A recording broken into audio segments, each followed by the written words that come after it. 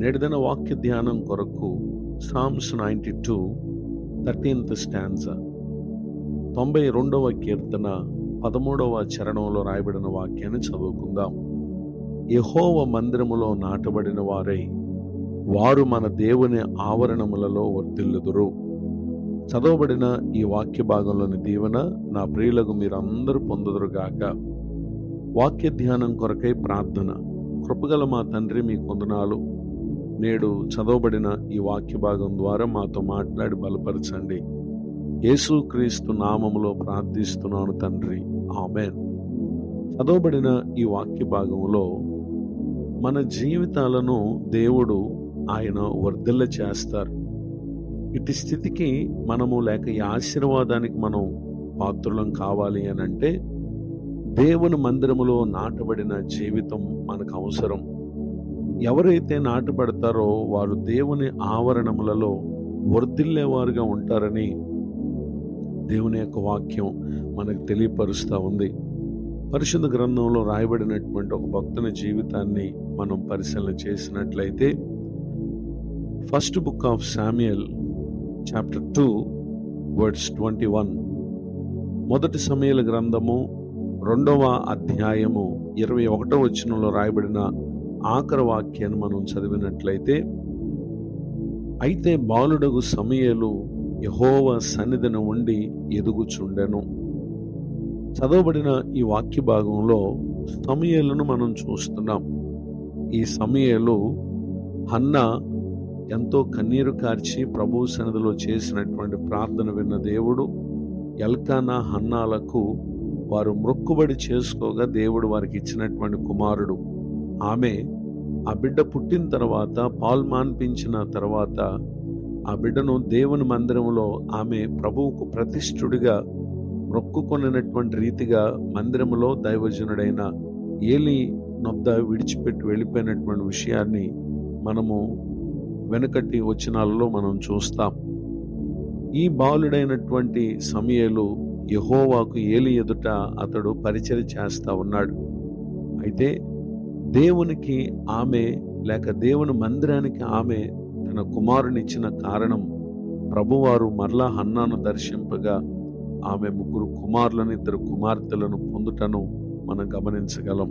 ఎంత ఆశ్చర్యం! అయితే ఈ సమూయేలు తన తల్లి మొక్కుకొనినటువంటి రీతిగా ప్రభువుకు ప్రతిష్ఠింపబడినటువంటి కుమారుడై దేవుని సన్నిధిలో ఉండి ఎదుగుతూ ఉన్నాడు. అయితే ఎదుగుతూ ఉన్నటువంటి సమూయేలు వర్స్ 26 26వ వచనంలో, బాలుడగు సమూయేలు ఇంకను ఎదుగుచు యెహోవా దయందును మనుషుల దయందును వర్ధిల్లుచుండెను అనేటటువంటి మాట మనం ఇక్కడ చూస్తూ ఉన్నాం.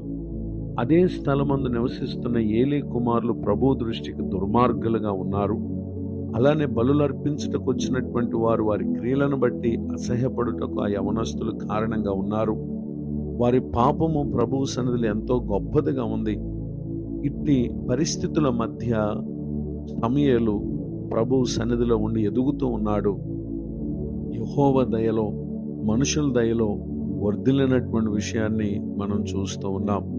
ఈ విధముగా ఉన్నటువంటి ఈ సమూయేలుతో ప్రభువారు మాట్లాడినటువంటి విషయాన్ని first book of Samuel chapter 3 words 4, మొదటి సమూయేలు గ్రంథం 3వ అధ్యాయం 4వ వచనం మొదలుకొని రాయబడినటువంటి వాక్య భాగాల్లో ప్రభువారు సమూయేలును పిలుచుటను మనం గమనించగలం.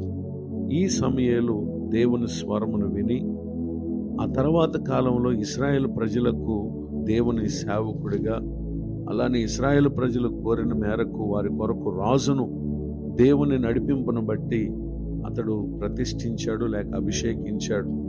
ఈ ఉన్నతమైనటువంటి విధానంలో సమూయేలు జీవితము ఆశీర్వదింపబడ్డానికి గల కారణం ఏంటంటే అతడు దేవుని మందిరములో నాటబడినటువంటి వ్యక్తిగా ఉండి దేవుని ఆవరణములో అనగా ప్రభు పరిచర్యలో అతడు వర్ధిల్లినటువంటి వ్యక్తిగా ఉండటను ఇక్కడ మనం గమనించగలం. ఆయనను గూర్చి కీర్తనకారుడు సామ్స్ 99 6th స్టాంజా 99వ కీర్తన 6వ చరణంలో, ఆయన నామమును బట్టి ప్రార్థన చేయవారిలో సమూయేలు ఉండెను, వారు యెహోవాకు మొరపెట్టగా ఆయన వారికి ఉత్తరం ఇచ్చెను అనేటటువంటి మాటను కూడా మనం చూస్తూ ఉన్నాం. నిజమే, దేవుడు సమూయేలు చేసిన ప్రార్థన విని ఇశ్రాయేలీయుల కొరకు గొప్ప కార్యాలు ప్రభు చేయుటను మనం చూడగలం. ఈ మాటలు వింటున్నటువంటి నా ప్రియ సహోదరి సహోదరులు, దేవుని మందిరంలో నాటుబడుట, ఆయన మందిర ఆవరణంలో మనము వర్ధిల్లుటకు కారణం గనుక సమూయేలు వలె ప్రభువు కొరకు ప్రతిష్ఠిత కలిగినటువంటి జీవితాన్ని, ఎన్ని ఆటంకాలు, శోధనలు, సమస్యలు లోకంలో మనకు ఎదురైనా ప్రభువు కొరకు స్థిరముగా మనకున్న విశ్వాస జీవితాన్ని కొనసాగించినప్పుడు దేవుడే ప్రతి ఒక్కరిని ఆయన వర్ధిల్ల చేస్తారు. ఇటు స్థితికి నా ప్రియులకు మీరందరూ పాత్రలు కావాలని హృదయపూర్వకంగా కోరుతూ మీ కొరకు ప్రార్థిస్తూ ఈ మాటలు ముగిస్తున్నాను. ప్రార్థన. కృపగల మా తండ్రి, మీ కొందనాలు. నేడు విన్న ఈ మాటల ద్వారా మమ్మల్ని మీరు బలపరిచినందుకు స్తోత్రం. దైవజనులను, వారి కుటుంబాన్ని, సేవా పరిచయం దీవించండి. కృంగిన వారిని, దుఃఖితులను, వేదనలో ఉన్న వారిని ఆదరించండి.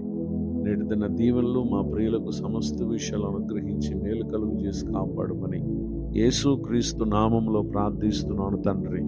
ఆమేన్. తండ్రి, కుమార, పరిశుద్ధాత్మ దేవుడితోడే నడిపించును గాక. ఆమేన్. నేటి